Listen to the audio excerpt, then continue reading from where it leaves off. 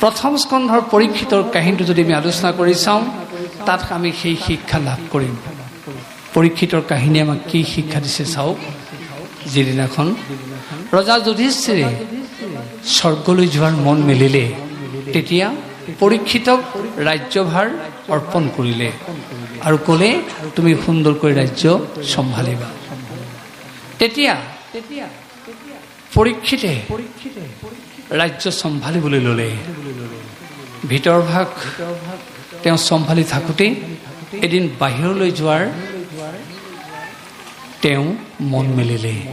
বাহিৰলৈ গ'ল, গৈয়ে দেখিলে কৈ এটা অদ্ভুত দৃশ্য। কি দেখিলে? এটা ষাঁড় গৰু এজন মানুহে উধাই মুধাই প্ৰহাৰ কৰি আছে। তেওঁৰ কৌতূহল জাগিলে, ওচৰলৈ গ'ল আৰু দেখিলে প্ৰহাৰ কৰাই নহয়, ষাঁড় গৰুটোৰ ইতিমধ্যে 4টা খুৰাৰ 3টা খুৰা ভাঙি পেলালে প্ৰহাৰ কৰোঁতে কৰোঁতে। আৰু সেই বিকলাংগ অৱস্থা দেখি কাষতে থকা গাইজনীয়ে কান্দি কাটি ব্যাকুল হ'ল। তেতিয়া আৰু কৌতূহল জাগিলে পৰীক্ষিতৰ, আৰু ওচৰলৈ গ'ল। সাধনাৰে গম পালে সেয়া প্ৰকৃত ষাঁড় গৰু নহয়, সেয়া হৈছে ধৰ্ম। আৰু এই যে 3টা খুৰা ভাঙি পেলালে, ধৰ্মৰ 4টা পাত থাকে, সত্য, শৌচ, তপ আৰু দয়া। তাৰে শৌচ, তপ আৰু দয়া ভাঙিলে। সত্যত সেই সময়ত ধৰ্ম তাত সেইদৰে উপস্থিত হৈ আছে। আৰু সেই বিকলাংগ অৱস্থা দেখিয়েই পৃথিৱীয়ে কান্দি কাটি আছিল, অৰ্থাৎ গাইজনী পৃথিৱী। তেতিয়া পৰীক্ষিতে দুয়োকে সান্তনা দি ক'লে যে মই থকা অৱস্থাত তোমালোকে আৰু এনেকুৱা বৈসাদৃশ্য পৰিৱেশ লাভ কৰিব নালাগে। মোৰ সাধনাৰে মই তোমালোকৰ বিকলাংগ অৱস্থা মই দূৰ কৰি দিছোঁ। তেতিয়া তেওঁৰ সাধনাৰে ধৰ্মৰ সেই 4টা খুৰা আকৌ সংযোগ কৰি দিলে আৰু লগে লগে ক'লে তোমালোকে এতিয়া আৰু বিকলাংগ অৱস্থা লাভ কৰিব নালাগে।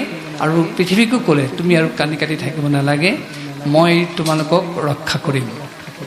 তেনেকৈ কোৱাৰ পিছত পৰীক্ষিতে সেই ধৰ্ম আৰু পৃথিৱীক বিদায় দি সেই দুষ্ট মানুহজনৰ ওচৰলৈ গ'ল। সুধিলে তুমি কোন? তুমি কিয় মোৰ ধৰ্মৰ ৰাজ্যত অধৰ্মৰ পতাকা উৰুৱাবলৈ আহিছা? তেতিয়া মানুহজনে লাহেকৈ উত্তৰ দিলে, তেওঁ চিনি পাইছে শশাগৰা ধৰা অধিপতি পৰীক্ষিত। তেওঁ ভীতিগ্ৰস্ত হৈ ক'লে মহাৰাজ মই কলি।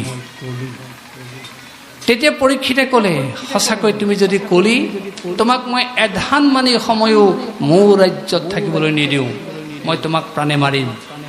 সেই বুলি কৈ তেওঁ কঁকালৰ পৰা তৰবাৰী উলিয়াই কলিক বধ কৰিবলৈ উদ্যত হ'ল।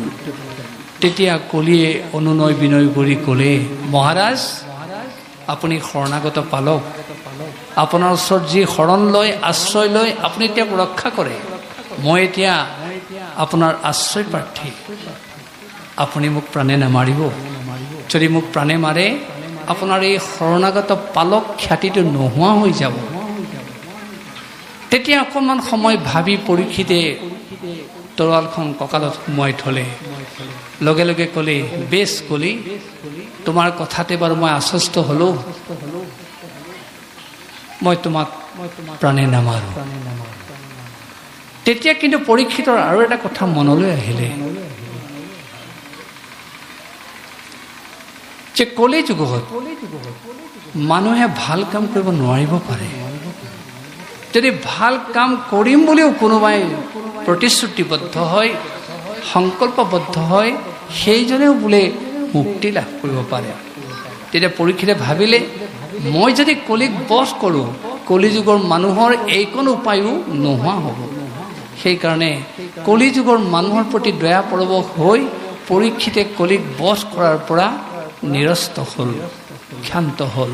তেতিয়া পৰীক্ষিতে কলিক ক'লে কলি তোমাক বাৰু মই প্ৰাণে নামাৰোঁ, তুমি কিন্তু মোৰ ৰাজ্যৰ পৰা এতিয়াই ওলাই যোৱা। তেতিয়া কলিয়ে মাত লগালে মহাৰাজ আপুনি শশাগৰা ধৰা অধিপতি, আপুনি মোক খেদি দিছে সঁচা, মই কলৈ যাম? আপুনি মোক ক'ৰবাত অকণমান স্থান দিয়ক।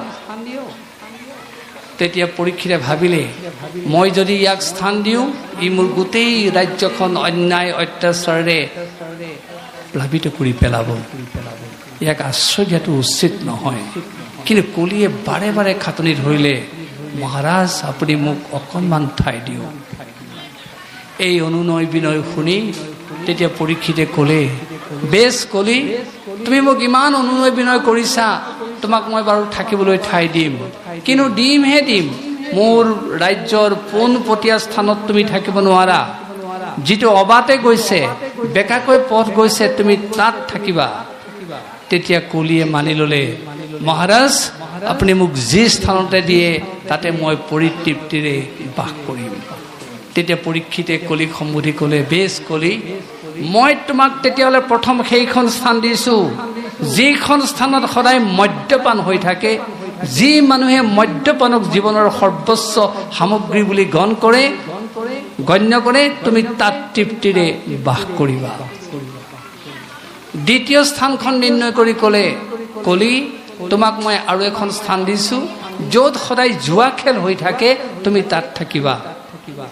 তৃতীয় স্থানখন নিৰ্ণয় কৰি ক'লে, কলি, তোমাক মই এইবাৰ এনে এখন স্থান দিছোঁ, তুমি সেইখন স্থানত থাকিবা য'ত পৰশ্ৰী হৰণৰ দৰে কাৰ্য সংগঠিত হয়।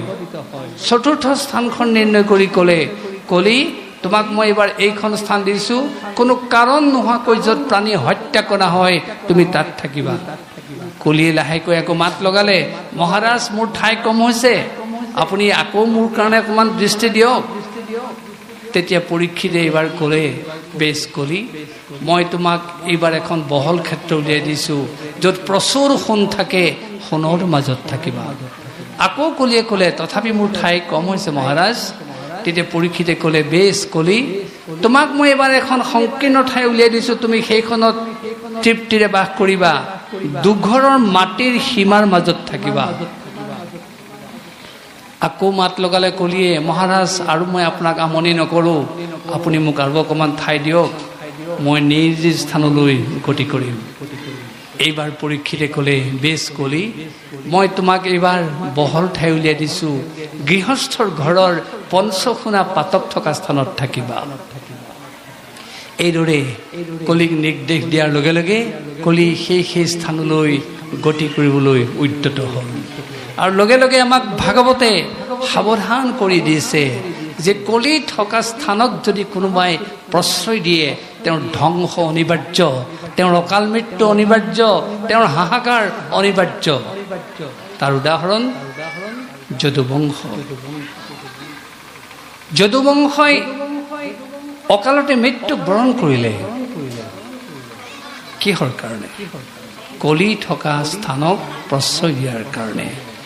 যদুবংশই এনেদৰে মদিৰা পান কৰিলে, নিজৰ ভাই ভাতৃৰ মাজতে ইজনে সিজনক হানি খুচি হত্যা কৰিলে। তেওঁলোকে অকাল মৃত্যুক সাৱটি ল'লে। কৃষ্ণৰ নিচিনাকৈ তেওঁলোকে পূৰ্ণ বয়স নেপালে।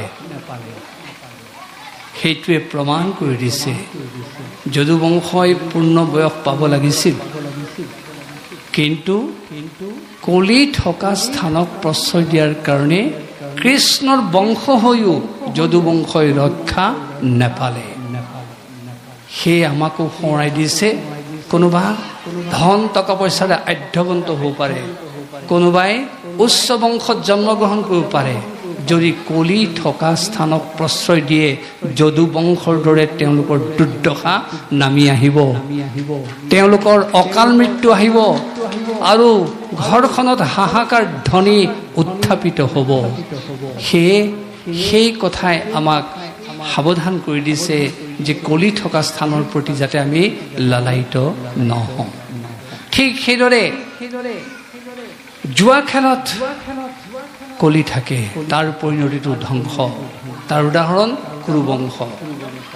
কুৰুকুল অকালতে নিৰ্মূল হ'ল কিহৰ কাৰণে? জুৱা খেল খেলাৰ কাৰণে। তেওঁলোকে যি পাণ্ডৱৰ সৈতে পাশা খেল খেলিছিল, তাত পণ ৰাখি খেল খেলাৰ কাৰণেই কুৰুকুল অকালতে নিৰ্মূল হ'ল। আৰু কেৱল নিৰ্মূল হোৱাই নহয়, এই জুৱা খেলত যি মগ্ন হয় তাৰ হিতাহিত জ্ঞান নোহোৱা হয়। তাৰ উদাহৰণ দ্ৰৌপদী বস্ত্ৰহৰণ। দুঃশাসন দুৰ্যোধন সকলো মিলি যেতিয়া দ্ৰৌপদীক টানি আনিছে, একবস্ত্ৰা ৰজস্বৰা এগৰাকী নাৰীক গুৰু সমন্বিতে বহি থকা সমাজখনত তালৈ আনিব লাগে নে নালাগে? তেওঁলোকৰ সেইকণ বিচাৰো নোহোৱা হ'ল। কিহৰ কাৰণে?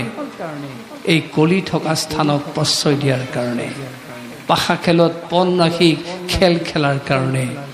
সেই কথা আমাক মনত পেলাই দিছে।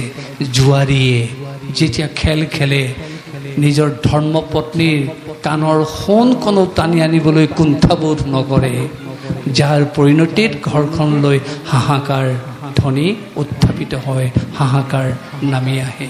গতিকে আমাক সেই কথাই সাৱধান কৰিছে যে আমি কলি থকা স্থানৰ প্ৰতি সতৰ্ক হ'ব লাগিব। ঠিক সেইদৰে পৰশ্ৰী হৰণৰ কাৰ্যত কলি থাকে, তাৰো পৰিণতি ধ্বংস। তাৰ উদাহৰণ ৰজা ৰাৱণ। ৰাৱণে যিদিনাখন সীতাক হৰণ কৰি লৈ গ'ল, তেওঁৰ জীৱনলৈ দুৰ্দশা নামি আহিলে। কেৱল ৰাৱণ নিজেই ধ্বংস হোৱা নহয়, স্বৰ্ণ লংকাও ধ্বংস হ'ল। সেয়ে ৰামে যেতিয়া ৰাৱণক বধ কৰিছে, তেতিয়া তেওঁৰ ধৰ্মপত্নী মণ্ডোদৰীয়ে খেদ প্ৰকাশ কৰি, দুখ প্ৰকাশ কৰি কৈছে, পুৰা ইন্দ্ৰিয়ং জিত্তা জিত্ৰা ত্ৰিভুৱনং তয়া।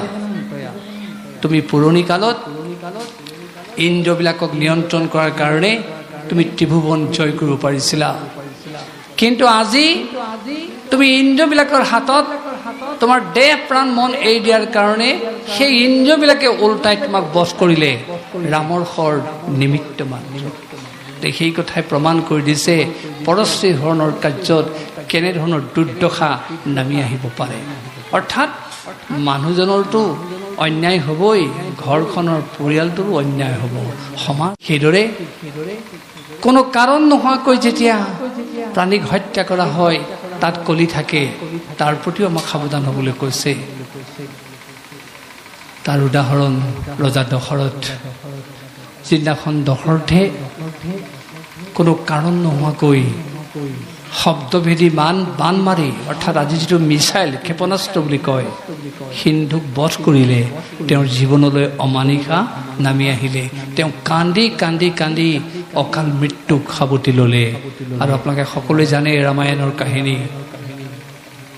সেয়ে আমাক এই স্থানৰ প্ৰতি সতৰ্ক হ'বলৈ কৈছে। তাৰ লগে লগে কোৱা হৈছে, প্ৰচুৰ সোণৰ মাজত কলি থাকে। সোণ মানে বেয়া হ'ব নোৱাৰে। মানুহে আঙুঠি পিন্ধিব, সোণৰ অলংকাৰ পিন্ধিব, সেইটো দোষ নহয়। প্ৰচুৰ সোণ সংগ্ৰহ কৰাটো দোষ নহয়। দোষ হ'ব তেতিয়া যেতিয়া প্ৰচুৰ সোণ সংগ্ৰহ কৰাৰ পিছতো সেই সোণ মানুহজনে এধান মানিও ভগৱন্তৰ চৰণত অৰ্পণ নকৰে, সেই সোণৰ মাজত কলি থাকিব বুলি কৈছে। সোণ জুইত পুৰিলেই শোধিত নহয়, ভগৱন্তৰ চৰণত অৰ্পণ কৰিলেহে সোণ শোধিত হ'ব পাৰে। আৰু সেই সোণ যদি ঘৰত কোনোবাই ব্যৱহাৰ কৰে, কেতিয়াও কলিয়ে তেওঁক স্পৰ্শ কৰিব নোৱাৰে। আনহাতে অকল নিজৰ মৈমত্ত ভাৱেৰে ভগৱন্তক পিঠি দি কেৱল সোণ তেওঁ প্ৰচুৰভাৱে সংগ্ৰহ কৰিব, তাতেই তেওঁ মত্ত হৈ থাকিব, তাত কলিয়ে বৰ পীড়া পাৰি বহিব, আৰু সেই কলিয়ে সেই ঘৰত স্পৰ্শ কৰিবই।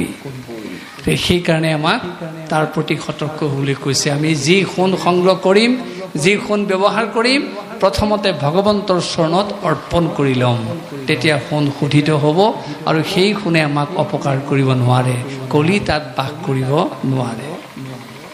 তাৰপিছত কোৱা হৈছে, দুঘৰৰ মাটিৰ সীমাৰ মাজত কলি থাকে। এইটোৰ কথা আপোনালোকক নতুনকৈ কোৱাৰ প্ৰয়োজন নাই। সামান্য অকণমান মাটিৰ সীমা, তাকে লৈ তুমুল কাজিয়া লাগে দুঘৰৰ। কুঠাৰখন আনিবলৈ কুণ্ঠাবোধ নকৰে। চাবলৈ গ'লে নিশকটীয়াডাল সীমা, কিন্তু সিয়ে এটা ভয়াৱহ কাৰ্যৰ সি সম্ভৱ কৰি তোলে। গতিকে আমাক সেইকাৰণে সেই সীমাটোৰ প্ৰতি সতৰ্ক হ'বলৈ কৈছে। যিহেতু নিশকটীয়া হ'লেও সেই দুঘৰৰ মাটিৰ সীমাৰ মাজত কলি থাকে। ঠিক সেইদৰে পঞ্চসোণা পাতকত কলি থাকে বুলি কৈছে, আমাক তাৰ প্ৰতিও সতৰ্ক হ'বলৈ কৈছে। এই পঞ্চসোণা পাতক কি? চুল্লি, কুন্দনী, পেখনী, মাৰ্জনী, উদক কুম্ভ। ঘৰত জ্বলি উঠা যিটো চৌকা তাক চুল্লি বুলি কোৱা হৈছে। যিটো খুন্দোৱা কাৰ্য আগৰ ঢেঁকীশাল, আজিকালি তাৰ ঠাইত গ্ৰাইণ্ডাৰ মেচিন আহিছে, সেইটো কুন্দনী বুলি কোৱা হৈছে।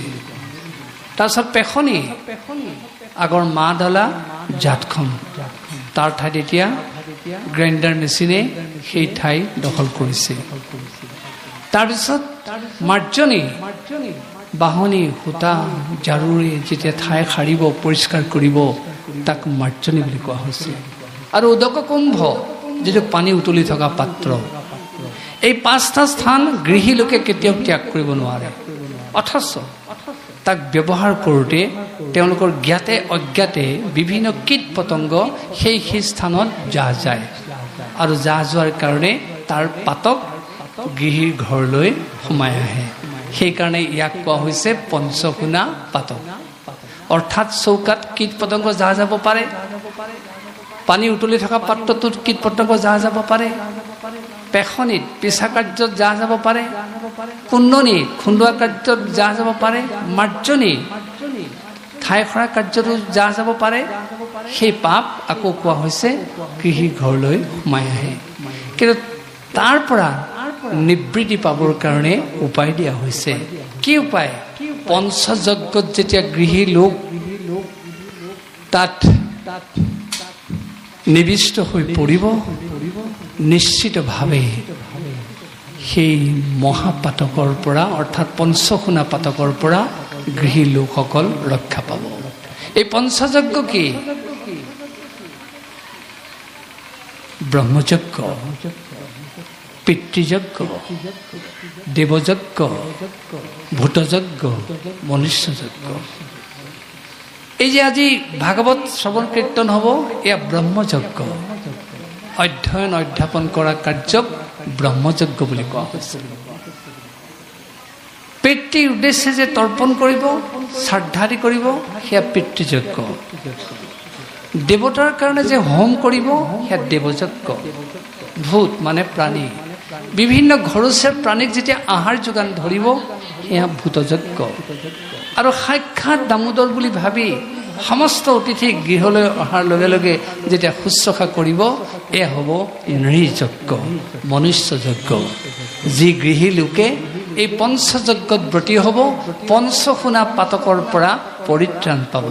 কিন্তু যিসকলে এই পঞ্চযজ্ঞৰ এধান মানি কৰ্মটো নিজকে জড়িত নকৰে, পঞ্চসোণা পাতকৰ পৰাতো হাত নাসাৰেই, আৰু তাত কলিয়ে স্থান লৈ ভালকে বহিব, আৰু কলিয়ে তেতিয়া পৰিয়ালটোত দংশন আৰম্ভ কৰিব। গতিকে ইয়াৰ পৰা আমাক এই শিক্ষা দিয়া হৈছে পৰীক্ষিতৰ কাহিনীটোৰ যোগেদি, যে আমি কলি থকা স্থানখিনিৰ প্ৰতি সাৱধান হ'ব লাগিব। কলিয়ে যেতিয়া সোণত থিতাপি লৈছিল, অৰ্থাৎ পৰীক্ষিতে তেওঁক স্থান দিছিল, সেই তেনে এটা ভুল পৰীক্ষিতে কৰি পেলোৱাৰ কাৰণে তেওঁৰো তেনেকুৱা এটা অৱস্থাৰ সৃষ্টি হ'ল। সেই কথাটো চাওক কেনেকৈ হ'ল। যিদিনাখন পৰীক্ষিতে নিজৰ ৰাজধানীৰ ভিতৰত থকা, মূল চৌহদৰ ভিতৰত থকা এটা বৰপেৰা খুলি চাবলৈ মন গ'ল, তেতিয়াই তেওঁৰ দুৰ্দশা আৰম্ভ হ'ল। তেওঁ দেখিলে বহুদিন অলাগতিয়াল হৈ বৰপেৰাটো পৰি আছে, তাতনো কি আছে মই খুলি চাওঁ। খুলিলে, দেখিলে তাত এটা তীৰ বিৰাই থকা সোণৰ মুকুট আছে। লগে লগে তেওঁ পিন্ধিবলৈ মন গ'ল পৰীক্ষিতৰ। পিন্ধাৰ লগে লগে কলিয়ে তেওঁক দংশন কৰিলে, কাৰণ কলিক থাকিবলৈ সোণত স্থান পৰীক্ষিতেই দিছিল। তেতিয়া কলিয়ে স্পৰ্শ কৰাৰ লগে লগে পৰীক্ষিতৰ মৃগয়া কৰিবলৈ মন গ'ল, মৃগয়ালৈ গ'ল। তৃষ্ণাই এনেদৰে লগ ল'লে পানী বিচাৰি হাবাথুৰি খালে। শেষত উপায় নাপাই ধ্যানস্থ হৈ থকা মুনিক কৰ্কৰ্থনা কৰি যেতিয়া পানী নাপালে, তেতিয়া সেই মুনিৰ ডিঙিত মৃত সাপ আঁৰি দিলে। লগে লগে সেই ধ্যানস্থ হৈ থকা সমীক মুনিৰ পুত্ৰ শৃংগীয়ে শুনাৰ লগে লগে পিতৃক এনে নগুণাগতি কৰাৰ কাৰণে পৰীক্ষিতক অভিশাপ দিলে যে 7 দিনৰ ভিতৰত তক্ষকে তেওঁক দংশন কৰক। সেই অভিশাপ মূৰত লৈ পৰীক্ষিত ৰাজ্যলৈ ঘূৰি আহিল। আহি লাহেকৈ মুকুটটো খুলি থোৱাৰ লগে লগে তেওঁৰ হিতাহিত জ্ঞান আৰম্ভ হ'ল, বিচাৰ আৰম্ভ হ'ল। তেওঁ নিজে অনুতপ্ত হ'ল, সঁচা কলিক মই থাকিবলৈ স্থান দিয়াৰ কাৰণে সোণৰ মাজত কলি আজি ওলোটাই মোক দংশন কৰিলে, ভুলটো মোৰ। বৰপেৰাত সোণৰ মুকুটটো পৰি আছিলে, মই খুলি চাব নালাগিছিল, পিন্ধিব নালাগিছিল। আৰু সঁচাকৈয়ে মই আজি যিটো কদৰ্য কাৰ্য কৰিলোঁ, এজন নিৰীহ ধ্যানস্থ মুনিক মই যি ভৰ্ৎসনা কৰিলোঁ, মৃতসাপ আঁৰি দি তেওঁক মই যি লাঞ্ছনা কৰিলোঁ, এয়া সঁচাকৈ অতি গৰ্হিত কাৰ্য হ'ল। এই কাৰ্য যদি মই নকৰি আনে কৰিলেহেঁতেন, মই ৰজা হিচাপে তেওঁক মৃত্যুদণ্ড দিলোহেঁতেন। কিন্তু মই নিজেই ৰজা, মই নিজেই এই কাৰ্য কৰিলোঁ, কোনে মোক দণ্ড দিব? তেতিয়া তেওঁৰ দণ্ড তেওঁ নিজে গ্ৰহণ কৰিলে। ৰাজ্যৰ মায়া ত্যাগ কৰিলে, সংসাৰৰ মায়া ত্যাগ কৰিলে, সকলো মোহ ত্যাগ কৰি গংগাৰ পাৰত 7 দিন উপবাসে থাকিলে আৰু শুকদেৱক সন্মুখত লৈ ভাগৱত কথা শ্ৰৱণ কৰিলে। আৰু সঁচাকৈ 7 দিনৰ পিছত পৰীক্ষিতে মুক্তি লাভ কৰিলে। সেই ইয়াত কোৱা হৈছে, জ্ঞাতে অজ্ঞাতে যদি মানুহে ভুল কৰে, সেই ভুলৰ শুধৰণি ভাগৱত। তাৰ উদাহৰণ পৰীক্ষিত। পৰীক্ষিতে অজানিতে এটা ভুল কৰাৰ কাৰণে ভাগৱতৰ যোগেদি আকৌ শুধৰণি হ'ল, তেওঁ মুক্তি লাভ কৰিলে। সেই আমি কোনোবাই যদি আমাৰ মানুহে ভুল কৰে, তেতিয়াহ'লে ভাগৱতৰ যোগেদি তেওঁ শুদ্ধ হ'ব পাৰে। আৰু সেই মুকুটটোৰ ৰহস্য কথা জনাই থওঁ আপোনালোকক। সেই যে বৰপেৰাত থকা মুকুটটো ক'ৰ মুকুট আছিলে? সেই মুকুটটো আছিল জৰাসন্ধৰ। যিদিনাখন ভীমে জৰাসন্ধক বধ কৰি মুকুটটো হস্তিনালৈ লৈ আহিছিল, তেতিয়া যুধিষ্ঠিৰে ক'লে যে ভাতৃষ, এই মুকুটটোৰ প্ৰতি কোনো লালায়িত নহবা, কাৰণ ইয়াত সহস্ৰজনক হত্যা কৰা, সহস্ৰগৰাকী বনিতাক অপমান কৰাৰ ক্লেদ এই মুকুটটোত সোমাই আছে। গতিকে এই মুকুটটো পিন্ধিবলৈ কোনেও যত্ন নকৰিবা। কিন্তু পৰীক্ষিতৰ এই কথাটো অজ্ঞাতে থাকিলে, সেইকাৰণে তেওঁ মুকুটটো পিন্ধাৰ কাৰণে সেই দুৰ্দশা হ'ল। গতিকে সেই কলি থকা মুকুটটো আছিল জৰাসন্ধৰ। এইদৰে আমাক পৰীক্ষিতৰ কাহিনীৰ যোগেদি আমাক এনে শিক্ষা দিয়া হৈছে, আমি যদি সেইবিলাক কথাত গুৰুত্ব দিওঁ, তেতিয়াহ'লে আমাৰ ঘৰখনত থকা অশান্তি আমি নাইকিয়া কৰিব পাৰিম আৰু জীৱনটো এটা শান্তিপূৰ্ণ অৱস্থাৰে আমি কটাব পাৰিম। এইদৰে ভাগৱতৰ 12টা স্কন্ধৰ প্ৰতিটো স্কন্ধত, প্ৰতিটো অধ্যায়তে আমাৰ জীৱনৰ শিক্ষা আছে। কিন্তু প্ৰতিটো কাহিনী কোৱাটো সম্ভৱ নহয়।